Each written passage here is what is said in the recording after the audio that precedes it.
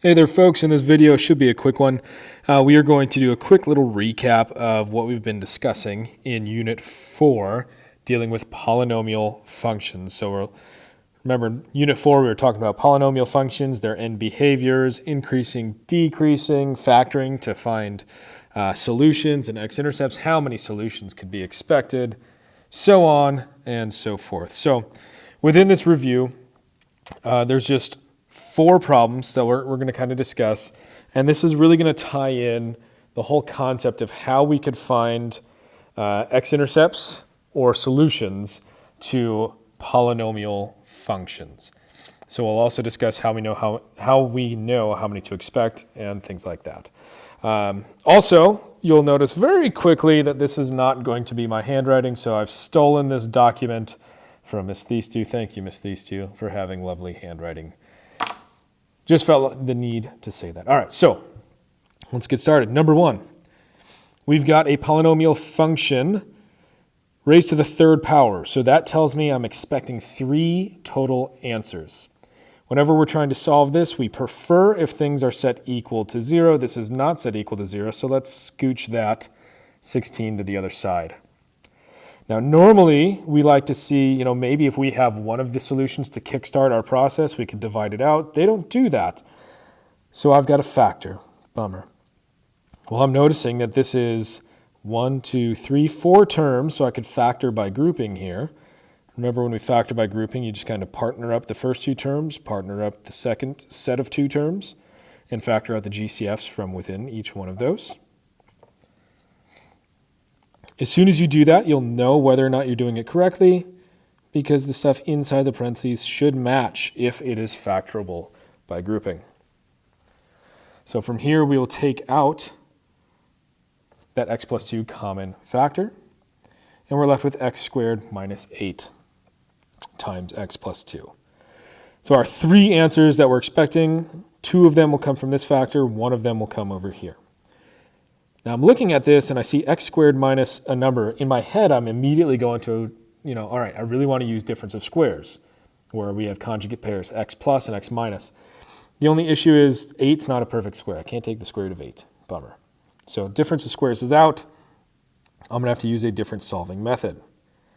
Well, to do that, I'm just going to use square roots, right? I can take this factor and set it equal to 0, so x squared minus 8 equals 0, and move the 8 to the other side.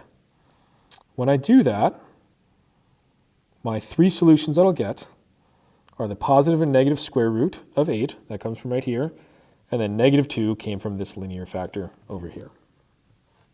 All right, number 2. This is something written in what's called quadratic form. And what that means is our first exponent is twice as big as the second exponent, and the last term is a constant. We're used to seeing this as x squared, x constant. You could have x to the 4th, x squared, constant.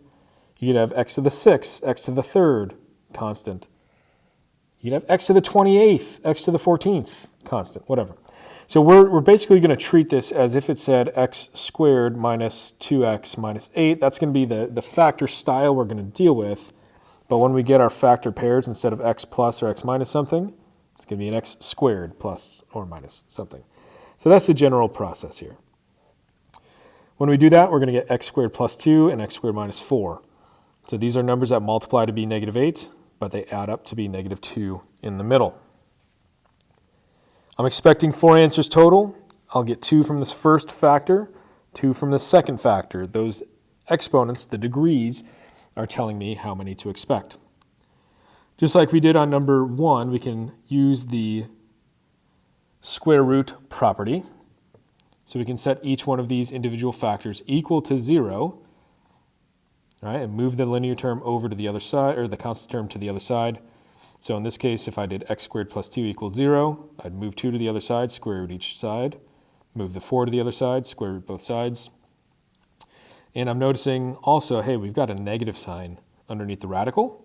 So the letter I, technically the number I, will show up. Anytime we take the square root, it's important for us to also include plus or minus, because there are 2 square roots to any number, a positive and a negative version, the only exception being 0, because there's no positive or negative 0. So my answers, I've got 1, 2, 3, and 4 answers total, which is exactly how many I expected. And remember, anytime you have imaginary roots, since imaginary numbers are born from square rooting negative values, by nature they will always show up in pairs. So here we've got 2 real solutions and 2 imaginary solutions. You will never have 3 real and 1 imaginary. That will never happen. All right, number 3, x to the third minus 27 equals 0. If you try going at this right away and moving the 27 to the other side and taking the third root to get 3, you are going to miss 2 of the answers. Now 3 will be one of the correct answers, but you're not going to get all of them. Instead, what we have to use is the sum and difference of cubes factoring pattern, which was covered in a previous video. So the way that we do this is we first need to figure out what is the cube root of x cubed. That's x, and the cube root of 27 is 3. Come on now. And when we factor this, there's an acronym. Hopefully you remember. Hopefully you use it every day. SOAP. So this is referring to the operators in the factors as we get down there. So it's going to be the same, same, opposite, always positive. So our operators in a factored form, it'll start off with a minus, then a plus, then a plus. So here we've got, we use a different color, same sign, opposite sign, always positive. This is factored in the form, and again, this is coming from that previous video, of a, b, then a squared, ab, b squared. All right, so now that we've got it factored, the first factor is always going to give us a nice clean linear number, yay, 3. The second one is where we have to go through and use either completing the square or quadratic formula to figure out what else is going on here. Since this is an odd number in the middle for the b value, I'm really not going to want to use completing the square. It wouldn't be wrong to do it, but I have to chop this number in half and then square it, and by nature of doing that, I would get fractions, and if possible, I'm going to avoid that. So, quadratic formula it is. Good old quadratic formula is opposite of b, plus or minus square root of b squared minus 4ac all over 2a. Everyone knows it, everyone loves it.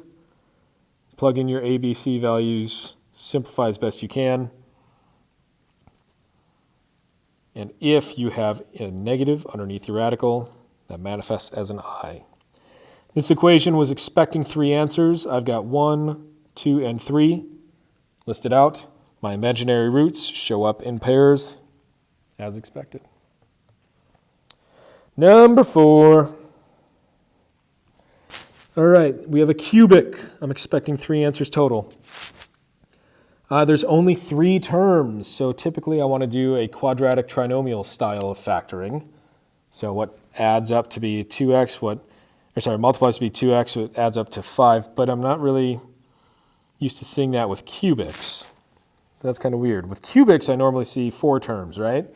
And we factor by grouping, but I can't really factor by grouping because there's nothing else over here.